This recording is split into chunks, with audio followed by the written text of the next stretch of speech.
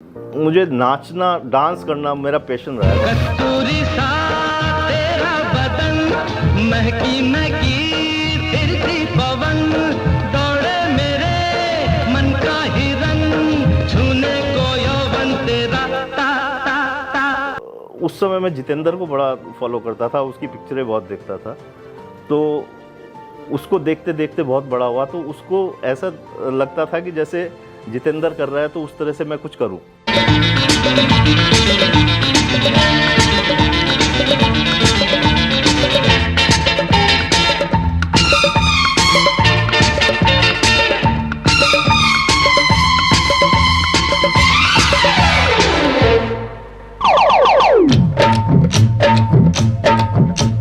यार मिला ओ शबा, प्यार मिला ओ शबा, दौर चला ओ शबा प्यार का।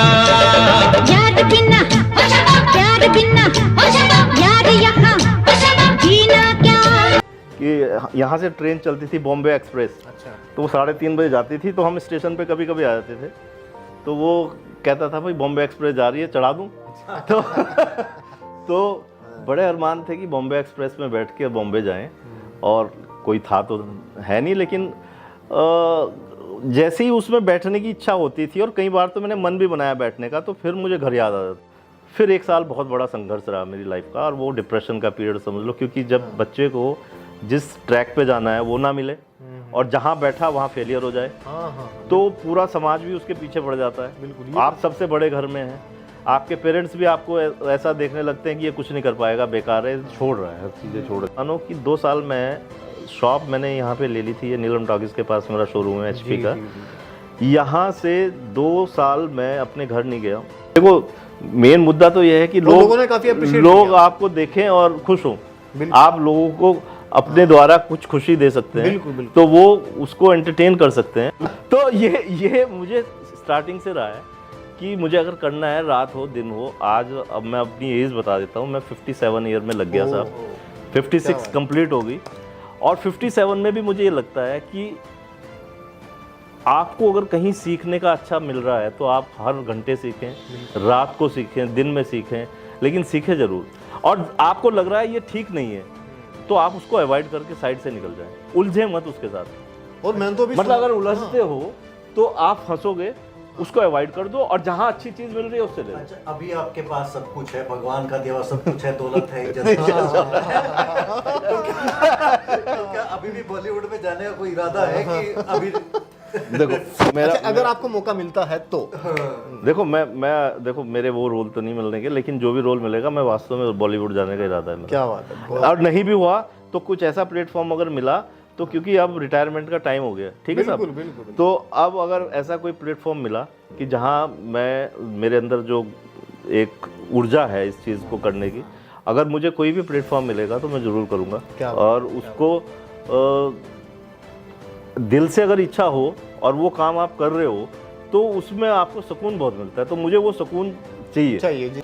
57 साल की उम्र आपकी है, और आपकी जिंदा दिली को सलाम सर। आप इतने हम तो जिंदा दिल्ली के कायल हैं। हम तो कायल ही जिंदा दिल्ली के नहीं हैं। होना चाहिए। देखो खैर। अगर हमने जो नंबर हैं हमारे, जी। अगर उनको गिन लिया तो हम बूढ़े तो 50 से पहले हो बिल्कुल, जाएंगे, बिल्कुल, ठीक है सर। और अगर हम मानते हैं कि हम कुछ करने लायक हैं, और सबसे पहली बात है अपडेट रखना।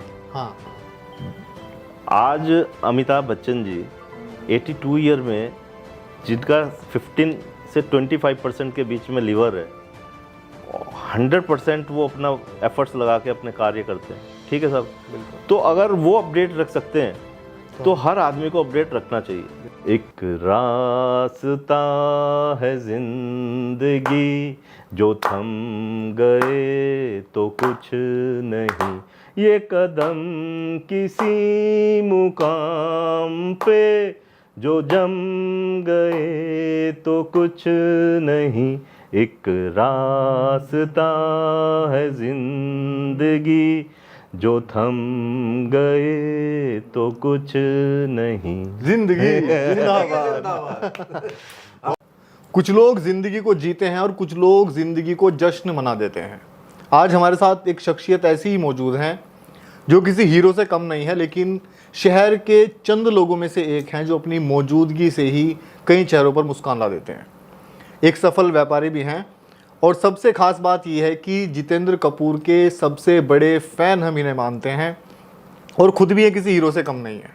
तो आज हमारे साथ मौजूद हैं रुड़की से जितेंद्र सैनी जी, जो एक सफल व्यापारी भी हैं और जिंदा दिली से इन्होंने ज़िंदगी को जिया है। और हमारा उद्देश्य भी यही है कि हम कुछ ऐसी शख्सियत को आपके सामने लेकर आएँ जो आज ज़िंदगी को कई मायनों में बेहतर समझते हैं, बेहतर जानते हैं, और हम आपको उस व्यक्तित्व से परिचय कराएंगे। जितेंद्र सैनी जी, आपका बहुत बहुत स्वागत है बाबा रमन में। नमस्कार भाई। जब इनका मन करता है डांस करते हैं, जब इनका मन करता है गाना गाते हैं, और अच्छा व्यापारी हैं। आज रुड़की के अच्छे प्रतिष्ठित व्यापारियों में इनकी गिनती बिल्कुल, होती है। बिल्कुल। जीवन का इनका संघर्ष हम इन्हीं के मुंह से सुनेंगे। बिल्कुल जितेंद्र जी, हर मुस्कुराते चेहरे के पीछे कुछ कहानियाँ होती हैं, तो ये कहानी कहाँ से शुरू हुई और किस ये दिलचस्पी कैसे जगी आपके अंदर? सर पहले तो मैं आप सबका और आपका और नितिन जी आपका बहुत बहुत शुक्रिया और नमस्कार आपको, और आपके चैनल के माध्यम से रुड़की की समस्त जनता को मेरा प्रणाम, सादर आभार। आप लोगों ने मुझे यहाँ बुलाया, और मेरे बारे में मैं तो क्या बोलूँगा, बस ये हूँ कि एक रुड़की में मेरे ख्याल से व्यापार करते हुए 30 साल मुझे हो गए यहाँ पे सिविल लाइन में, और जीवन मेरा पूरा रुड़की से। सन 75 से मैंने रुड़की में अपना स्कूलिंग स्टार्ट किया था जी। और स्कूलिंग मेरा, क्योंकि मेरे फादर आर्मी में थे, और स्कूलिंग सेंटर स्कूल में हमने 75 में मेरा पहली क्लास में एडमिशन हुआ। फादर मेरी अध्यापिका थी प्राइमरी स्कूल में, और हम 5 भाई बहन हैं, 4 मेरी छोटी सिस्टर हैं और मैं सबसे बड़ा हूँ। ठीक। तो 12th यहाँ से करने के बाद स्टार्टिंग से जो एक मेरा शौक़ रहा है, वो मुझे नाचना डांस करना मेरा पैशन रहा है। मतलब वो हीरो वाली झलक आपके अंदर स्टार्टिंग से स्टूडेंट, मतलब पहली दूसरी क्लास से ही, मतलब उस समय मैं जितेंद्र को बड़ा फॉलो करता था, उसकी पिक्चरें बहुत देखता था, तो उसको देखते देखते बहुत बड़ा हुआ। तो उसको ऐसा लगता था कि जैसे जितेंद्र कर रहा है तो उस तरह से मैं कुछ करूं। तो वो डांस कभी भी मैं मतलब मन में आता था, कहीं भी स्टार्ट हो जाता था, तो डांस करते करते बड़ा हुआ। तो 12th करने के बाद ये थी इच्छा कि मैं कैरियर अपना बॉलीवुड में बनाऊं। लेकिन 12th के बाद? हाँ, 12th के बाद। ठीक है। लेकिन घर के हालात, घर की जिम्मेवारी, क्योंकि फादर आर्मी में थे और वो बाहर ही रहते थे, 4 छोटी बहनें थी, मदर पे बर्डन था। तो 12th में आने के बाद बच्चे में थोड़ी समझ आ जाती है कि भाई पहले फैमिली है, तो उस जिम्मेदारी को समझने लगा था। मम्मी की जो उनके कंधे पे बोझ था, तो उसे देख देख के मैंने कहा नहीं, ये पहले पूरा कर लें, फिर चला जाऊंगा। साथ साथ में एजुकेशन पूरी करता रहा। ग्रेजुएशन BSM कॉलेज से किया, और ग्रेजुएशन करने के बाद अब सोचा कि अब शायद, क्योंकि ग्रेजुएशन में ही बहनों की शादी स्टार्ट कर दी थी, तो पहली बहन की शादी हो गई। तो कभी ग्रेजुएशन पूरा करने के 1 साल बाद और दूसरी सिस्टर की भी शादी करी, क्योंकि उनकी तो BA जैसे ही वो कर रहे थे, तो 12th के बाद BA में एडमिशन लिया, उनकी शादियाँ स्टार्ट कर दी। लेकिन इच्छा जो थी मेन, क्योंकि ऐसा कोई बहुत ज़्यादा एजुकेशन में अगर मैं बताऊं तो मैं बहुत मीडियम बच्चा रहा हूं, मतलब बहुत एक्स्ट्रा ऑर्डिनरी बच्चा कभी नहीं रहा। तो पढ़ना था, लेकिन पढ़ने में कंसंट्रेशन पढ़ने में नहीं थी। कंसंट्रेशन जो 100% कहीं मैं अगर कर सकता था, तो मुझे अपना कैरियर कहीं और दिख रहा था। अच्छा, ये कॉन्फिडेंस आपके अंदर कब आया कि आप बहुत बेहतर इसमें कर सकते हैं? नहीं, मुझे देखो, ये तो स्टार्टिंग से मुझे क्लियर था। अब डेस्टिनी कुछ और होती है, आदमी सोचता कुछ और है। बिल्कुल। लेकिन मेरा ये क्लियर था कि मुझे एक्टिंग बहुत अच्छी आती है। मैं बहुत अच्छा किरदार को मैं दिल में समझ सकता हूँ और उतार सकता हूँ, उसको फिर निभा सकता हूँ। वो मुझे बहुत अच्छा आता है। और डांस मेरे रगों में ऐसे घूमता था। किरदार को पहली बार किसने पहचाना? आपके दोस्तों ने, फैमिली ने? और सर क्या होता है, कुछ बच्चों का ऐसा होता है कि स्टार्टिंग में उसको उस तरह का वो मिलता नहीं है। लेकिन मेरे कुछ जो बहुत क्लोज दोस्त थे, उसमें से एक दोस्त को लगता था कि हाँ ये चला जाएगा। वो कहता था कि यहाँ से ट्रेन चलती थी बॉम्बे एक्सप्रेस। अच्छा। तो वो 3:30 बजे जाती थी, तो हम स्टेशन पे कभी कभी आ जाते थे। तो वो कहता था भाई बॉम्बे एक्सप्रेस जा रही है, चढ़ा दूँ? तो बड़े अरमान थे कि बॉम्बे एक्सप्रेस में बैठ के बॉम्बे जाएं, और कोई था तो है नहीं, लेकिन जैसे ही उसमें बैठने की इच्छा होती थी, और कई बार तो मैंने मन भी बनाया बैठने का, तो फिर मुझे घर याद आ जाता था। अच्छा, उस समय के हाँ। ज्यादातर हीरो हाँ जी, हीरोज थे, हाँ जी, हाँ जी। वो थे भी ऐसे ही कि घर से भाग के बॉम्बे आए, हाँ, ट्रेन में धीरे धीरे बैठे वहां उन्होंने संघर्ष किया, हीरो बने। देखो नितिन जी, होता क्या था उस समय ऐसे कोई सोशल मीडिया प्लेटफॉर्म तो था नहीं। इलेक्ट्रॉनिक मीडिया कुछ नहीं था, सिर्फ एक ही जरिया था। अगर आपको अपने आप को साबित करना है और अपनी इच्छा अनुसार जिस फील्ड में आप जाना चाहते हैं, तो उसके लिए बॉम्बे शहर होता था। बॉम्बे शहर, और बॉम्बे, हाँ, सपनों का शहर बोलते थे। बॉम्बे में जाने का मतलब था कि आपको घर छोड़ना पड़ता। और तमाम लोगों की जो उस समय कंडीशन थी, चाहे वो बहुत बड़े घर से था, चाहे बहुत छोटे घर से था, उसको घर छोड़ के बिना पैसे के ही जाना पड़ता था। हाँ। जो पैसे लेके गया वो तो कभी कामयाब नहीं होता था, क्योंकि संघर्ष ही वहाँ कामयाबी की सीढ़ी थी। तो हम लोगों में और आम जो सब लोगों में, एक मिडिल क्लास फैमिली में यही एक सबसे बड़ी दिक्कत थी। या तो वो घर से बंधे हुए थे और घर में जिम्मेदारियां जो समझ लेता था तो वो नहीं जा पाता था, और जिसे जुनून था, और जुनूनी आदमी तो फिर घर छोड़ देता था। तो वो जुनून शायद मेरे में कहीं कम रहा होगा, क्योंकि इच्छाएं थी, लेकिन इच्छा के साथ जुनून होना बहुत जरूरी था। आपने जुनून पे जिम्मेदारियों को हावी किया। तो वो घर में जो मेरी जिम्मेदारियां थी, वो मैंने सोचा इनको पूरी होने दो। तो वो करते करते हम बड़े हो गए, सबकी सेटलमेंट हुआ। तो मैंने लॉ, उसके बाद बीए करके लॉ में एडमिशन, सहारनपुर से मैंने लॉ किया, और लॉ करके आके मैं 2 साल प्रैक्टिस भी की यहाँ पे कोर्ट में, सिविल कोर्ट रुड़की में जी। और प्रैक्टिस करते करते वो मेरा, क्योंकि अब भटक गया था, रहा जो चलता है आदमी वो भटक नहीं होता है, क्योंकि वो इच्छा ही नहीं थी। इच्छा कुछ और थी, कर हम कुछ और रहे थे। तो जब वहाँ माहौल देखा, तो वहाँ देख के मैंने कहा ये तो बिल्कुल ही अलग है, ट्रैक ही अलग है। तो मैं 2 साल के बाद वहाँ से छोड़ दिया, और फिर 1 साल बहुत बड़ा संघर्ष रहा मेरी लाइफ का, और वो डिप्रेशन का पीरियड समझ लो। क्योंकि जब बच्चे को जिस ट्रैक पे जाना है वो ना मिले, और जहाँ बैठा वहाँ फेलियर हो जाए, तो पूरा समाज भी उसके पीछे पड़ जाता है। बिल्कुल। आप सबसे बड़े घर में हैं, आपके पेरेंट्स भी आपको ऐसा देखने लगते हैं कि ये कुछ नहीं कर पाएगा, बेकार है, छोड़ रहा है, हर चीज़ें छोड़ देता और है। मैं तो एक बात छोटी सी कहना चाहूँगा, दर्शकों को कहना चाहूँगा, बहुत इंपॉर्टेंट बात आप कर रहे हैं।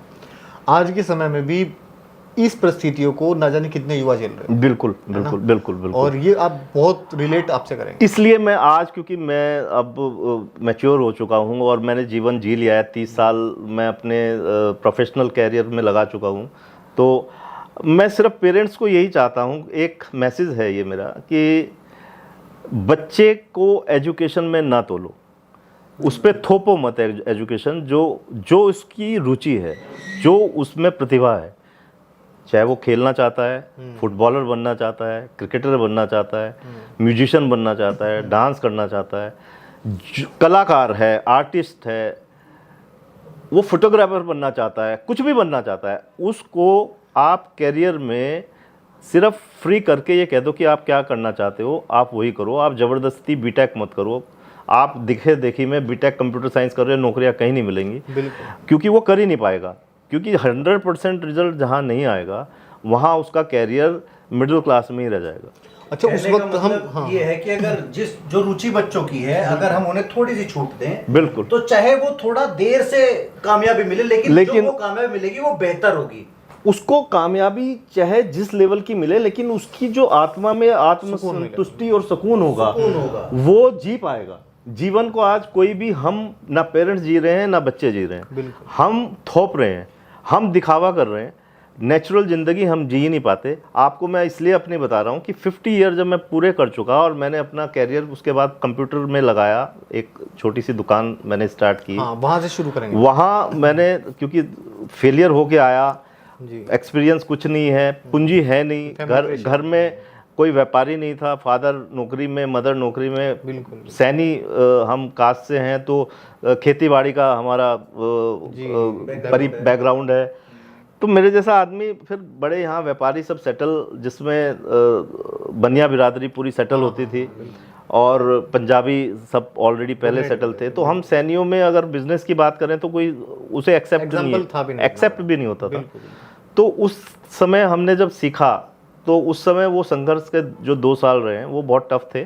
और टफ क्या, उस समय जुनून आ गया था कि अगर अब मैं फेलियर हुआ तो मैं, अब मेरे सामने वो वाले रास्ते तो बंद हैं, और ये रास्ते पे अगर मुझे सफल होना है तो यकीन मानो कि 2 साल मैं, शॉप मैंने यहाँ पे ले ली थी, ये नीलम टॉकीज के पास मेरा शोरूम है HP का। यहाँ से 2 साल मैं अपने घर नहीं गया। यूनिवर्सिटी होती थी तब 97, IIT हाँ रुड़की यूनिवर्सिटी होती थी जो आज IIT है। तो 97 में मैंने स्टार्ट किया, तो 97 से लेके 99 तक मैं सुबह अपनी शॉप खोलता था, शाम को अपने शॉप जब मैं क्लोज़ करता था, बढ़ाता था, तो यूनिवर्सिटी के जो बच्चे थे 2-4 जो आए थे जिन्होंने स्टार्ट, जिनके थ्रू मैंने किया था। सर तो आपका तो कोई टेक्निकल बैकग्राउंड भी नहीं था मेरा, मैं वही बता रहा हूँ वो संघर्ष क्या था। उनके पास जाता था, उनके हॉस्टल में ही उनके साथ खाना खाता था, IIT में। उन्हीं से सीखता था, और वही बच्चे मुझे ऑर्डर और एडवांस देते थे। उस समय एडवांस का वो था कि एडवांस लेके, क्योंकि घर से इतना मुझे पैसे नहीं प्रोवाइड हो पाए थे, तो एडवांस लेके नेहरू प्लेस सुबह 5 बजे बस पकड़ता था। तो नेहरू प्लेस, मेरे साथ के और भी दोस्त हैं, मेरे दोस्त हैं संदीप माउस कंप्यूटर वाले, वो हम लोगों ने संघर्ष साथ में किया, तो हम लोग ने कैरियर भी स्टार्ट साथ में किया। तो हम अपना नेहरू प्लेस निकल जाते थे, नेहरू प्लेस में अपना कंप्यूटर का सामान लिया, आए, फिर उनके रूम पे आ जाते थे। और उसमें 2-4 बच्चे हॉस्टल में ऐसे ज़रूर होते थे जो क्यूरियोसिटी से भरे हुए होते थे कि हम करेंगे कंप्यूटर। हाँ, स्टार्ट हुआ था, हाँ, नहीं पता था। उसमें वो कहते थे कि हम भैया हम बनाएंगे, क्योंकि असेंबलिंग हर पार्ट अलग अलग होता था। और फिर उसके बाद विंडोज़ में इंस्टॉल होती थी, और विंडो भी इंस्टॉल होने में 16 फ्लॉपीज आती थी, उससे वो 3.1 विंडो स्टार्ट होती थी। तो वो कैरियर जो था, हमने 2 साल, मैंने बेसिकली 2 साल घर में कभी खाना नहीं खाया होगा, रात का हॉस्टल में ही खाता था। तो लेकिन उस 2 साल ने स्थापित कर दिया। और वो 2 साल के बाद मुझे कॉम्पैक एक कंपनी होती थी जी, कॉम्पैक वर्ल्ड की सबसे बड़ी कंपनी थी। HP तब उतनी बड़ी कंपनी थी, सबसे बड़ा ब्रांड कॉम्पैक होता था।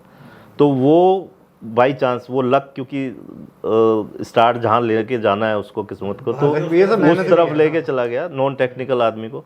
तो कॉम्पैक का शोरूम, रुड़की का जो पहला शोरूम बनाया था वो कॉम्पैक का, IT इंडस्ट्री में, कंप्यूटर में पहला शोरूम हमने स्टार्ट किया था 98 के लास्ट में, मतलब ऑलमोस्ट 99 शुरू होने वाला था, दिसंबर था या नवंबर था। तो तब हमने कॉम्पैक का शोरूम बनाया था यहीं नीलम टॉकीज के पीछे। और वो स्टार्ट जैसे ही हुआ तो उसने वो मेरा कैरियर बिल्कुल चेंज कर दिया, वो टर्निंग पॉइंट हुआ। और उसमें एक धीरे धीरे, क्योंकि वो बहुत महंगे सिस्टम होते थे, असेंबल कर रहे थे तो वो बिकते थे, फिर वो महंगे हुए तो कम थोड़े बिके। लेकिन 2 साल में 2001 में HP ने कॉम्पैक को टेक ऑफ किया वर्ल्ड वाइड, और कॉम्पैक एज ए HP हो गया। लेकिन बिकता 2010 तक रहा, क्योंकि वो बिकता था। तो HP और कॉम्पैक का फिर वो जो कॉम्बिनेशन था, फिर वो HP ऑलरेडी हम उसमें टीम में HP में आ गए। तो HP का फिर स्टार्ट हुआ हमारा कैरियर, और आज तक मेरे ख्याल से 2001 से, क्योंकि HP टैग आया था जी, 99 से कॉम्पैक था, और 2001 से HP के साथ हम एसोसिएट हैं। ऑलमोस्ट कंप्लीट करें तो 28 साल HP के साथ हो गए कॉम्पैक को मिला के। लैपटॉप भी शायद पहली बार जब रुड़की में सेल के लिए आए, हाँ, तो अभी के पास बिल्कुल जब डिस्प्ले हमने किया, और मुझे याद है सबसे पहले हमने जो लैपटॉप दिया था सरस्वती डायनामिक्स में हमने दिए थे जी। और तब लैपटॉप भी 1-1.5 लाख के आसपास से स्टार्टिंग होते थे। तो वो कैरियर करते करते साहब वो फिर फैक्ट्रीज यहाँ पे आई हैं, इंडस्ट्रियल एरिया डेवलप हुआ है, और इंडस्ट्री आने के बाद वो काम बहुत तेज़ी से बूम हो गया, और फिर मतलब एज ए बिजनेसमैन स्थापित वो पहचान मिलने लगी। रुड़की में IT में मतलब एक अच्छा हमारा वो हो गया कि भाई ये भी काम कर रहे हैं। तो तब जाके सुकून हुआ कि भाई एक एंड अब सेफ है। अपनी लाइफ की इतनी पेचीदगियों में हमें तो आप ये बताएं, आप अपने आप को इतना तरोताजा, इतना उमंग भरा रखने के लिए इसका क्या राज है, हमें तो ये बताएं। देखो आदमी क्या करता है कि भाई मेरा एक नेचर रहा है कि मुझे एक जो खुशी होती है ना मन से, कि भाई मुझे देख के आदमी को एक फील आए कि भाई वो खुश हो जाए, जिंदा दिली रहे, और फ्रेशनेस रहे। तो एक तो नेगेटिव बात मैं करता नहीं हूँ किसी के साथ, ना मेरी नेचर में है कि नेगेटिव, एक ऊर्जा होनी चाहिए, और नेगेटिव अगर दूसरा है तो उसे पॉजिटिव बनाए, ठीक है। और मेरा एक राज यही है, क्योंकि जब 50 साल का मैं हुआ तो उसके बाद मुझे लगा कि भाई बहुत सारा काम हमने कर लिया है, बच्चे पढ़ाई पे चले गए हैं, तो अब बिजनेस भी उस लेवल पे रहे नहीं है, उतने संघर्ष नहीं रहे जितने झेल रहे थे, जो स्टेबल हो चुका था हो गया। तो फिर गाना जो मेरा शौक था, डांस करना जो शौक था, तो उस पे फिर मैं दोबारा रिटर्न हुआ। आप आगे शौक बड़ी चीज़ है। वो मैंने कहा कि भाई जो अब इतने साल मैंने किया ही नहीं, क्योंकि संघर्ष में ही सारे साल निकाल दिए। इतने साल जो नहीं किया, जो सपने थे, तो एक बार मैं करूं तो कि हाँ अभी भी कर सकते हैं। आप सोशल मीडिया पर जब उसको नहीं तो अब लगा कि वो सोशल मीडिया भी एक प्लेटफॉर्म है कि इस पे अब नहीं वहां गए तो इस पे कुछ करके हम अपनी इच्छाओं को पूरा कर लें। देखो मेन मुद्दा तो यह है कि लोगों ने काफी appreciate लोग आपको देखें और खुश हों। आप लोगों को अपने द्वारा कुछ खुशी दे सकते हैं, तो वो उसको एंटरटेन कर सकते हैं, और वहां भी एंटरटेन करना है। तो एक टैगलाइन भी है कि जिंदगी जिंदाबाद, बिल्कुल होनी चाहिए। हम खुद ऐसे लोगों को बहुत अप्रिशिएट करते हैं कि जो सब कुछ करने की जिम्मेदारियां सब कुछ करते हैं, लेकिन साथ साथ में अपनी जिंदगी को एंजॉय करते जीते हैं बिल्कुल जिंदादिली से। मैं भी आपकी पर्सनालिटी को बहुत रिसर्च कर रहा था, और अभी तक के आपके जीवन काल को अगर देखते हुए एक बात समझ जरूर आती है कि आप वक्त के साथ साथ आप चीज़ों को सीखते चले गए। और ये बहुत इम्पोर्टेंट है आज के यूथ के लिए भी कि वक्त कभी हाथ से नहीं निकलता। आप वक्त के साथ साथ, परिस्थितियों के साथ साथ आप चीज़ों को सीखते चले जाएं। आज आपकी जो पर्सनैलिटी है, आपका व्यक्तित्व जो आज है, अगर 30 साल पहले उसकी तुलना करें तो मुझे लगता है कि हर चीज़ में बहुत परिवर्तन आपके अंदर है। आपकी कम्युनिकेशन में, आपकी पर्सनैलिटी में, आपके ड्रेसिंग सेंस में, आपके हर चीज़ में आप तरक्की करते गए। देखो होता है ऐसे ही है। आप देखो किसी बच्चे को छोटा, एक बच्चा शुरू से बहुत सुंदर होता है, देख के कहते हैं बहुत सुंदर है, और जैसे जैसे वो ग्रो करता है वो डल होता चला जाता है। लेकिन क्या होता है, आप बड़े बड़े लोगों को भी उठा के देखेंगे, अब मैं क्योंकि मुझे 2-3 लोगों से बड़ा मैं इंस्पायर हुआ हूँ, जैसे मिथुन चक्रवर्ती हैं जी, तो वो एक ऐसी शख्सियत है हिंदुस्तान में। वो जब पढ़ाई करके पुणे से निकल के आए तो बहुत बड़े बड़े सुंदर हीरोज बॉलीवुड में होते थे, वो स्थापित थे। धर्मेंद्र, विनोद खन्ना, जितेंद्र, राजेश खन्ना, बड़े बड़े लोग थे जिनका नाम था, जो घुसने नहीं देते थे किसी को। अब उसमें एक काला सा लड़का, घुंघरा से बाल वाला, कोई बंगाली और बहुत ज़्यादा अच्छे तरीके से अपने आप को बात नहीं कर सकता था। वो जब वो आदमी एंटर हुआ तो उसने अपने आप को ऐसा पीड़ित पाया वहाँ पे कि वो शिकार हुआ, हीन भावना का शिकार हुआ, उसके ऊपर व्यंग हुए। लेकिन एक चीज़ आदमी को आगे बढ़ाती है कि पीछे ना हटना, हार ना मानना, अपने आप को डेवलप करना। तो अपने आप को ग्रूमिंग करना, वो अगर सीखना है तो मिथुन चक्रवर्ती से सीखो। जिस आदमी के साथ जब वो एंटर हुआ था, कोई बड़ी हीरोइन काम करना नहीं चाहती थी, उसकी शक्ल को देख के, उसकी हाव भाव को देख के। उसके बाद उस आदमी ने एक ही ब्रेक में वर्ल्ड में उससे बड़ी फैन फॉलोइंग आज तक शाहरुख खान की भी नहीं है। अगर आप रशिया जाएं तो रशिया में राज कपूर को पीछे छोड़ के वो सबसे बड़े स्टार बने। मतलब आपकी तो मुझे लगता है नसों में बॉलीवुड ही बना हुआ है। नहीं मुझे इंस्पायरिंग स्टोरी है ना, नहीं मैं उन लोगों को देखता हूँ सर। उन्होंने फुटपाथ पे बैठ के खाना खाया है, उनको मैं समझता हूँ, और मैंने भी वो संघर्ष जिया है सर। मैंने कभी किसी के सामने ये नहीं कहा कि मेरे लिए ये कर दो, लेकिन मुझे ये लगा है कि अगर मैं कर सकता हूँ तो इसके लिए ये जरूर करूँ। आपकी लर्निंग जरूर करूँ। जब आपने अपने करियर की शुरुआत की जी इसमें, बिजनेस में जी, और 2 साल आप IIT में रहे जी, वहीं से आपने वो लर्निंग आपने शुरू कर दी थी तभी? देखो लर्निंग तो मेरी उसमें किताब में एक वो रहा है कि जब भी मैं कहीं बैठता हूँ, आप यकीन मानो, जब मैं कहीं गाड़ी में बैठ के जाता था तो मैं गाड़ी चलाने वाले की गाड़ी देखता था कि वो कैसे चला रहा है। हाँ, वो क्लच कितना ले रहा है, वो ब्रेक कितने मार रहा है। मैंने कभी कोई चीज़ सीखी नहीं सर, मेरा कोई गुरु ही नहीं रहा। होता तो शायद कहीं कामयाब हो जाता। मैंने उस चीज़ को देखा है तब सीखा है। हाँ, तभी आपके व्यक्तित्व में हाँ, मतलब गाड़ी कभी किसी ड्राइविंग इंस्टीट्यूट से नहीं सीखी। पहली बार जब मैं इसकी भी एक आपको चर्चा कर दूं, पहली जब काम कर रहा था, नेहरू प्लेस जाता था, वहाँ से लाता था, तो एक बार मुझे एडवांस मिला 70,000 रुपये। तो जहाँ से सामान आता था तो उसके साथ उधार स्टार्ट हो गया था। तो मन में ये लगा कि भाई गाड़ी ले लूँ आज, क्योंकि बसों में बहुत मैंने वो चक्कर काट लिए, तो आज गाड़ी ले लूँ और सामान गाड़ी में ही लेके चलूँगा। मैंने लाजपत नगर गया और वहाँ अकेले जाके गाड़ी खरीद ली साहब, 67,000 की मारुति 800। ये भी मेरे कैरियर का एक, मतलब मेरे हौसले बड़े बुलंद थे कि मैंने एक, मतलब मैं नहीं जानता कौन था, एक डीलर के पास गाड़ी देखी, उसने कहा देखो ट्राई ले लो। मैंने कहा आप बैठो साथ में और मैं बैठ लेता हूँ, चलाओ।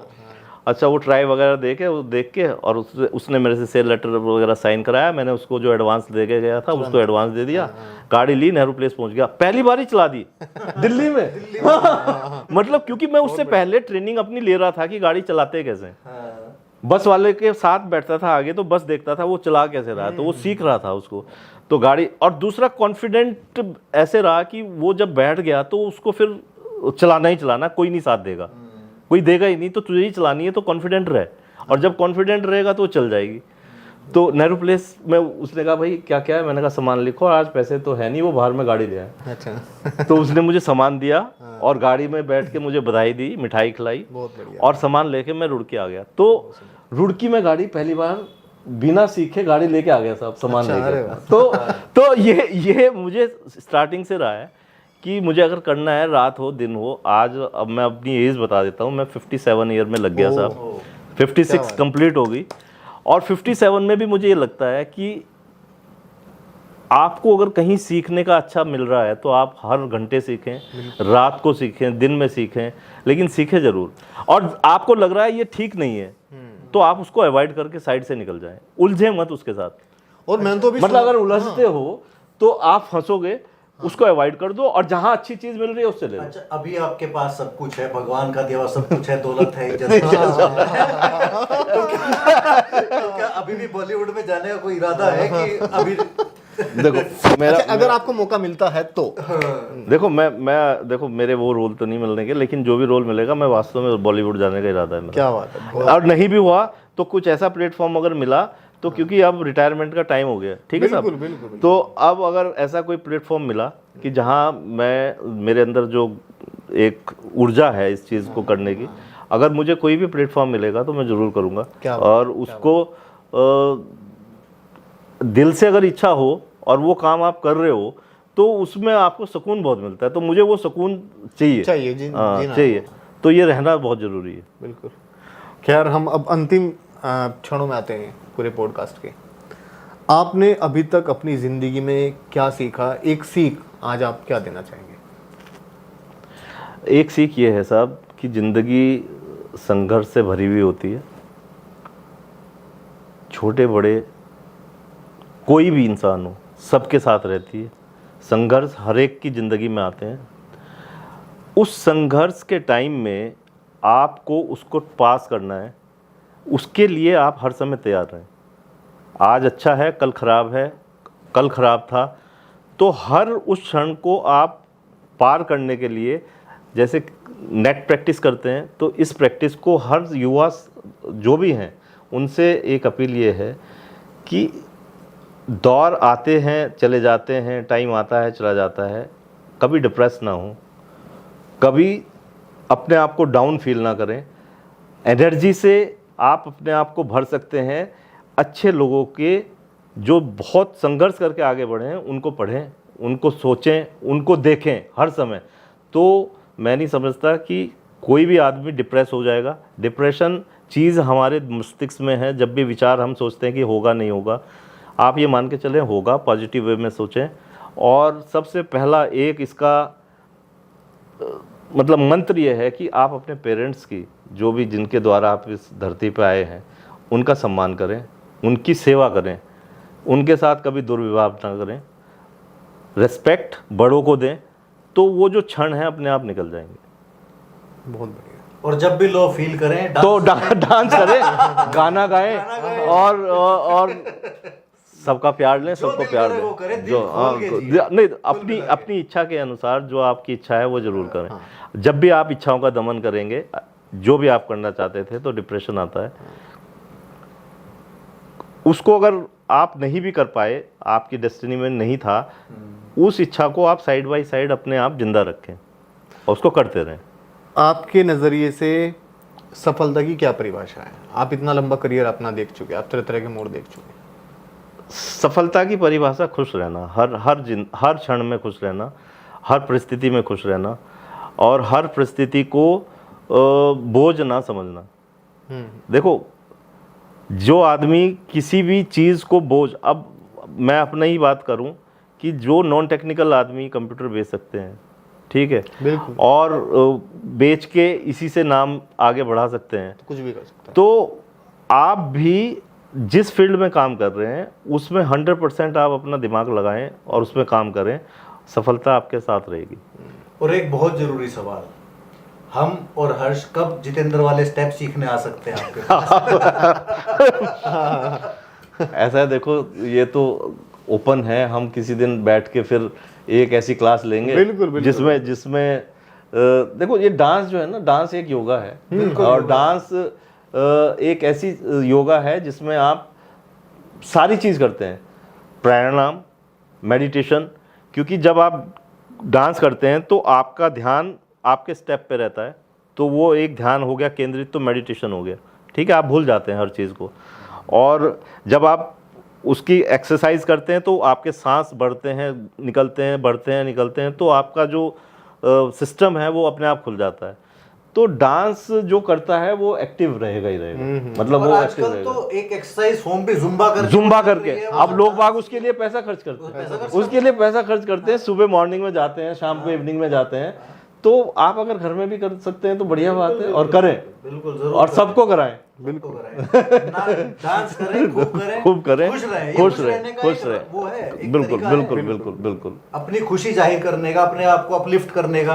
देखो डांस से एनर्जी मिलती है सर, बिल्कुल मिलती है। और संगीत तो ऐसी चीज़ है कि अगर संगीत, आप पहले क्या होता था, रेडियो होती थी सब, FM भी नहीं होता था, बिना का गीतमाला आता था, तो 8 बजे क्योंकि बिस्तर पकड़ लेते थे सब लोग, क्योंकि और कोई जरिया नहीं था, ना होटल जाता था, ना कहीं क्लब जाते थे लोग, ना कहीं बाहर जाते थे, अपने काम से फारिग हुए, खेती वाला खेती करके अपने घर आ गया, और व्यापार वाला 7 बजे 8 बजे से पहले व्यापार अपना बंद करके घर आ के खाना खा के रेडियो लगा के, और भिन्न टीवी भी बहुत कम देखते थे, ज़्यादा नहीं देखते थे, क्योंकि चित्रहार आता था हफ्ते में 2 बार है, या वो कृषि का प्रोग्राम स्टार्ट होता था, कृषि दर्शन, तो जरिया था रेडियो में बिना का गीतमाला में अमीन सानी साहब उसमें गाने लगाते थे, किशोर कुमार, मोहम्मद रफ़ी, आशा भोसले, लता मंगेशकर, गाना सुनते सुनते ही आदमी में इतना ज़्यादा लोरी का काम करता था कि आदमी वो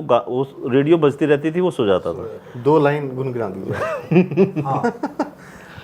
आप गाते भी बहुत अच्छा है। अरे गाता, देखो मैं कह रहा हूँ ना, मैंने सीखा कुछ नहीं, ना गाना सीखा, ना डांस करना सीखा, लेकिन इच्छा ये रहती है कि ये जो भी इच्छा है वो करते रहो। तकनीकी बारीकियों में हम नहीं जाएंगे, हम तो एक जिंदा दिली का, मनपसंद गाना है, हम तो एक, उसकी कुछ लाइनें बस ये देखो महेंद्र कपूर जी का गाना है, जीवन चलने का नाम, चलते रहो सुबह शाम, बहुत अच्छा ये रास्ता कट जाएगा मितवा, ये बादल हट जाएगा मितवा। गा के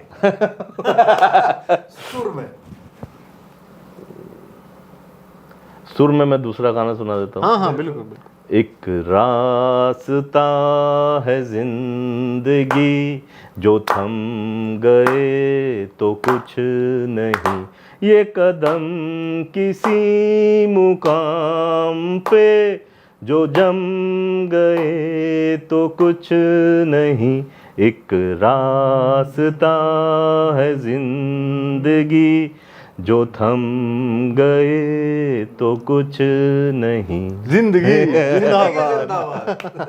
हमारा तो साफ स्लोगन ही है कि जिंदगी जिंदाबाद। Thank you sir. और जितेंद्र जी बहुत अच्छा लगा आपसे मिलके, उम्मीद करेंगे कि दर्शकों को बहुत कुछ सीखने को मिलेगा आज इस पॉडकास्ट से, हमें बहुत कुछ सीखने को मिला, और हमारा उद्देश्य यही है बावरा मन का सर, कि हम हमारे अपने लोग जी जो छोटे छोटे सपने देखकर आज बड़ी बड़ी कहानियां लिख रहे हैं, और जिंदा दिली का एक बहुत बड़ा उदाहरण हमारे सामने है, ऐसे व्यक्तित्व से मिलकर हमारा उद्देश्य सफल होता है, और हम उम्मीद करते हैं। सेन साहब, मैं एक और चीज़ आपको ये कहना चाहूँगा कि आप लोग बहुत अच्छे प्रोग्राम मैं देखता हूँ आपके पॉडकास्ट, और बहुत बढ़िया आप इसमें मेहनत कर रहे हैं दोनों, नितिन जी और आप, और इतने अच्छे मुद्दे आप उठा के ला रहे हैं।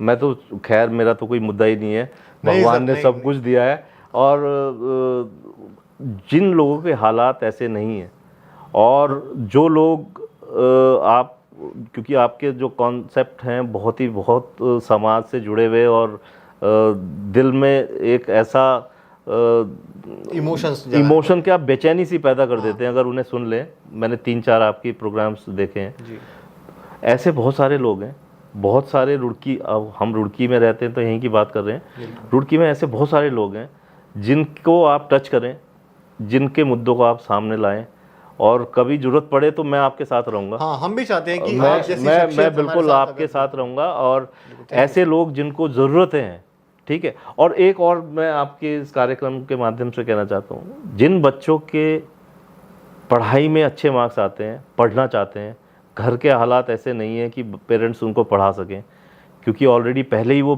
कर्जे ले लेके उनकी फ़ीस जमा करते हैं, उन बच्चों के लिए हम सब मिलके एक ऐसा कुछ बनाएंगे सर जो उनकी पढ़ाई में कभी अवरोध ना पैदा हो। हिंदुस्तान में सबसे बड़ी दिक्कत है पढ़ाई ना कर पाना एक अच्छे बच्चे की। अगर वो उससे अपना वंचित रह जाए तो उस हमारे लिए, अगर हमें कुछ, हम आए हैं यहाँ तक, तो हमारे लिए वो शर्म की बात है। देखो, दान पुण्य मंदिरों में और इनमें देने से अच्छा है आप किसी एक बच्चे को पढ़ा दें, उसकी फीस जमा कर दें, ये सबसे बड़ा दान है, ये सबसे बड़ा पुण्य है। एक बच्चे को हिंदुस्तान में कामयाब बनाने का मतलब है आपने हिंदुस्तान के लिए कुछ कर दिया, और कम से कम एक परिवार को आपने बढ़ा दिया, उठा के कहीं पहुंचा दिया। ये हम सब लोग मिलके ऐसा कुछ बनाएंगे। मेरी इच्छा है कि हम लोग ऐसे लोगों को जोड़ें जो इस तरह का, हम मतलब ये फोटो वाला नहीं होना चाहिए, ये गुप्त होना चाहिए। उस बच्चे को भी नहीं पता होना चाहिए कि मेरी फीस कहाँ से आ रही है। सही बात। हम इसमें आपके साथ रहेंगे। मतलब ऐसा उसको एहसास ना हो जाए कि ये है। ये ऐसा हम काम करें कि जिससे कि बहुत सुकून का काम है, इससे बड़ा सुकून नहीं है साहब, कि हम जिनमें टैलेंट है उसका टैलेंट को हम लेके आएँ और उसको आगे बढ़ाएं। ये एक काम। दूसरा, जिसको पढ़ाई करना है और वो पढ़ना चाहता है, नहीं पढ़ पा रहा है, आर्थिक उसकी स्थिति नहीं है, तो उसको आगे बढ़ाने के लिए हम सब लोग इकट्ठा हो गया, क्योंकि ऐसे बहुत सारे हमारे साथ जुड़े हुए लोग हैं जो उस डोनेशन को हम इकट्ठा कर सकते हैं। तो हमें देने में उनको दिक्कत नहीं है, क्योंकि पता है कि हम लोग वहीं उसको इम्प्लीमेंट करेंगे और हम भी साथ रहेंगे। तो ये आप थोड़ा सा इस पे ध्यान दें। यही हमारी थीम है कि हम कुछ अच्छे लोगों को सामने लाएं, बिल्कुल जो जिन्होंने संघर्ष करके आज अच्छे मुकाम पर हैं, और वो चाहते हैं कि हम और छोटे बच्चों को, जैसे आपने भी अपनी इच्छा जाहिर की, क्योंकि सर हमने वो दिन देखे हैं जब फीस ना होने से बहुत सारे बच्चों को एम्बैरेसमेंट क्लास में फील होता है, समझते हैं। और वो दिक्कत होती है कि जो जिसके यहाँ संपन्नता है वो फीस देने के बाद भी नहीं पढ़ रहा है, और जो बच्चा फीस न होने के बाद पढ़ना चाहता है, ट्यूशन की भी फीस नहीं है, और कितने तो बिना ट्यूशन के बहुत अच्छा रिजल्ट देते हैं, तो उन बच्चों की फीस एटलीस्ट हम दे दें। बिल्कुल, बहुत सुंदर ये है सर। बिल्कुल, हम दोनों तो इसमें आपके बिल्कुल साथ नहीं, रहेंगे। हम दोनों, और जब हम इकट्ठा निकलेंगे तो बहुत लोग हमारे साथ रहेंगे, और ऐसे अच्छे लोगों को हम सामने लाने की कोशिश करते रहेंगे, उनका जीवन भी दर्शकों तक, लोगों तक पहुंचे, और फिर वो प्रेरणा बन के आगे बढ़े। बिल्कुल ये रहेगा। और इसके लिए देखो, हम बात तो आज यहाँ बैठ के कर रहे हैं, लेकिन इसको हम धरातल पे कोई भी बच्चा हमारे शहर में, क्योंकि हम यहाँ रह रहे हैं तो हमारे शहर की बात कर रहे हैं, पढ़ना चाहता है, किसी आर्थिक कारण से नहीं पढ़ पा रहा है, तो उसके लिए हम सब मिलके उसको पढ़ाएंगे जरूर। हम सबके थोड़े से सहयोग से अगर एक बच्चा कामयाब हो गया तो हम समझेंगे बहुत बड़े समाज में ये रिफॉर्म है। बिल्कुल ये जरूरी है। बिल्कुल। ठीक है सर, धन्यवाद जितेंद्र जी, आपका बहुत बहुत धन्यवाद। बहुत नितिन जी, बहुत आपका धन्यवाद। जन्मदिन की बहुत आज आपका जन्मदिन भी है, तो आज केक भी हमने आपके लिए मंगवाया है, वो केक भी आप बिल्कुल धन्यवाद सर, बहुत आपका प्यार और सबका, और रुड़की की समस्त जनता का मैं बहुत आभार और धन्यवाद व्यक्त करता हूं। और आपका सैनी साहब, आप बहुत अच्छा नेक कार्य कर रहे हैं, और इसके लिए शुभकामनाएं आपको बहुत। Thank you sir. धन्यवाद।